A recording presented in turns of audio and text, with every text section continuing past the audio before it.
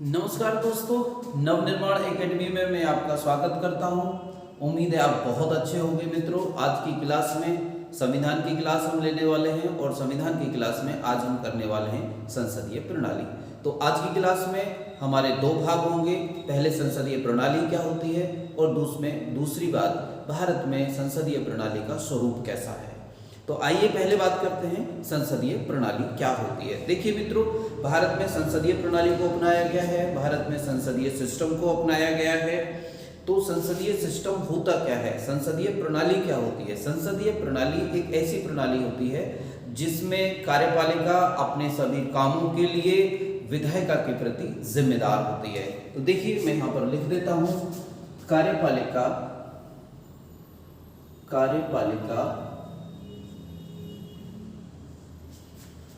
विधायिका के लिए जिम्मेदार होती है, विधायिका के प्रति जिम्मेदार होती है का मतलब जो भी काम जिम्मेदार होती है, जो भी काम कार्यपालिका करती है उसकी जवाबदेही वह विधायिका को देती है। प्रश्न ये उठता है कि कार्यपालिका क्या होती है। तो कार्यपालिका होती है मित्रों मंत्री परिषद। कार्यपालिका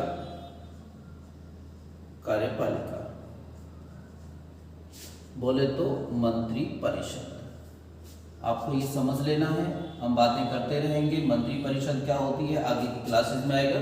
कार्यपालिका मतलब मंत्री परिषद। विधायिका क्या होती है, विधायिका मतलब संसद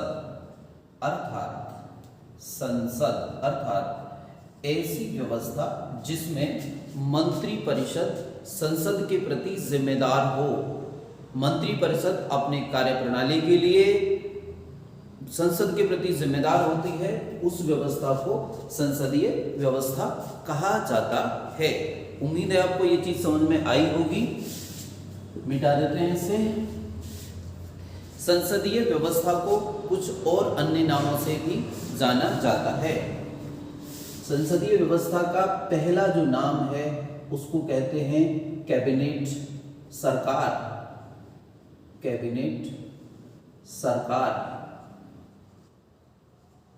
कैबिनेट सरकार कैसी होती है।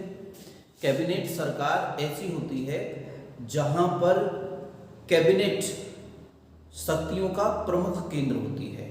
अब पहली बात समझिए कि कैबिनेट क्या होती है। कैबिनेट मंत्रियों का एक समूह होता है।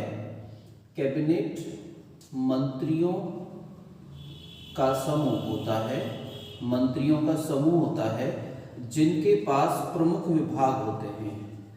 ऐसे मंत्रियों का समूह जिनके पास प्रमुख विभाग होते हैं उसे कैबिनेट कहते हैं। इसको हिंदी में मंत्रिमंडल के नाम से भी जाना जाता है। कैबिनेट को मंत्रिमंडल के नाम से भी जानते हैं। मंत्रिमंडल के नाम से भी याद रखना है। मंत्री परिषद एक अलग मसला है और मंत्रिमंडल और मंत्री परिषद एक अलग बात है और मंत्रिमंडल एक अलग बात है। मंत्रिमंडल में कैबिनेट में प्रमुख विभाग होते हैं, इसको मंत्रिमंडल भी कहते हैं। ये प्रमुख विभाग कौन कौन से हो सकते हैं, जैसे गृह मंत्रालय, गृह मंत्री, रेल मंत्री और रक्षा मंत्री, विदेश मंत्री। ये सभी मंत्री प्रमुख मंत्री होते हैं और प्रमुख मंत्रियों के समूह को ही मंत्रिमंडल कहते हैं और मंत्रिमंडल को ही कैबिनेट कहते हैं। तो ऐसी व्यवस्था देखी जाती है कि जहां पर कैबिनेट शक्तियों का प्रमुख केंद्र होती है, उस व्यवस्था को कैबिनेट सरकार कहते हैं। और संसदीय प्रणाली की यही विशेषता होती है कि वहां पर कैबिनेट जो है शक्तियों का प्रमुख केंद्र होती है। दूसरा नाम, इसको जो दूसरा नाम दिया गया है, इसका दूसरा नाम है उत्तरदायी सरकार।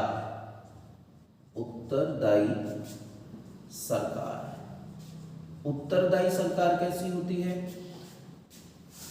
जो वास्तविक कार्यपालिका है वह संसद के प्रति उत्तरदायी होती है, उनका सामूहिक उत्तरदायित्व होता है।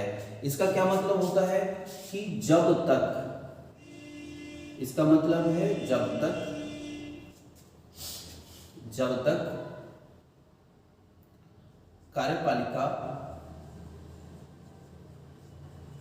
तक कार्यपालिका को या मंत्रिपरिषद को संसद का विश्वास प्राप्त है,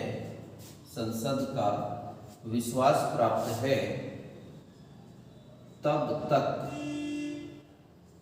वह सरकार में रहती है। जब उन्हें संसद का विश्वास नहीं प्राप्त होता है, जब संसद को उनमें विश्वास नहीं होता है, तो उन्हें त्यागपत्र देना पड़ जाता है, सरकार गिर जाती है। तो ऐसी व्यवस्था को उत्तरदायी सरकार भी कहते हैं। तीसरी बात,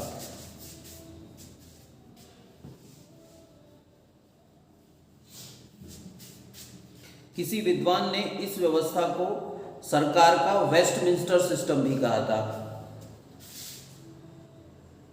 तीसरी बात, इसको वेस्टमिंस्टर सिस्टम भी कहते हैं, ये आपको नोट कर लेना है, परीक्षाओं में पूछा गया है। वेस्टमिंस्टर सिस्टम भी कहते हैं संसदीय प्रणाली को। चौथी बात, संसदीय प्रणाली को प्रधानमंत्री की सरकार भी कहा जाता है, प्रधानमंत्री की सरकार भी कहते हैं। प्रधानमंत्री की सरकार, ऐसा क्यों है? प्रधानमंत्री की सरकार इसलिए कहते हैं कि इस प्रणाली में प्रधानमंत्री सबसे प्रमुख व्यक्ति, सबसे ताकतवर व्यक्ति होता है। प्रधानमंत्री एक मंत्री होता है स्वयं, लेकिन वो मंत्रियों में प्रमुख होता है, इसलिए इस प्रणाली को प्रधानमंत्री की सरकार के नाम से भी जाना जाता है। भारत में यही मॉडल है। अब हम बात करते हैं भारत के संदर्भ में क्या व्यवस्था है।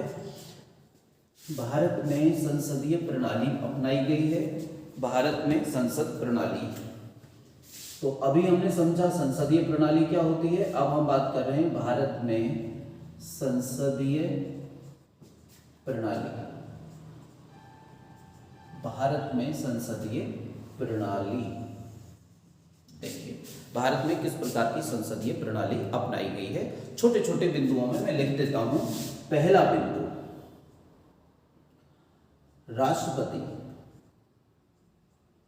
राष्ट्रपति संवैधानिक प्रमुख है। भारत में जो संस्था जो अपनाई गई है संसदीय प्रणाली, इसमें राष्ट्रपति संसदीय संवैधानिक प्रमुख होते हैं। दूसरी बात, राष्ट्रपति नाम मात्र के प्रमुख हैं, भारत में ऐसी व्यवस्था अपनाई गई है। तीसरी बात, राष्ट्रपति मंत्रिपरिषद की मदद से कार्यपालिका शक्ति का उपयोग करते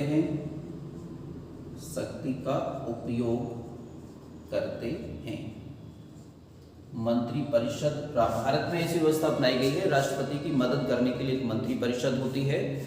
और चौथी बात, मंत्रिपरिषद ही कार्यपालिका शक्ति का उपयोग करती है। मंत्रिपरिषद ही कार्यपालिका शक्ति का उपयोग करती है। तो मित्रों, हमने बात कर ली है संसदीय प्रणाली की क्या विशेषताएं होती हैं और भारत में किस प्रकार की संसदीय प्रणाली अपनाई गई है। इसके बाद हमारे अगले टॉपिक्स अगली क्लासेस में होंगे। मित्रों, आप हमारी क्लासेस देखते हैं, इसके लिए हम एक बार फिर बहुत बहुत धन्यवाद आपको देते हैं। अगर आपको हमारे प्रयास पसंद आ रहे हैं तो कमेंट करें, हमारी वीडियोस को लाइक करें, हमारी वीडियोस को शेयर करें, ताकि आपकी तरह का लाभ आपके मित्रों को, आपके जानने वालों को भी प्राप्त हो। धन्यवाद मित्रों।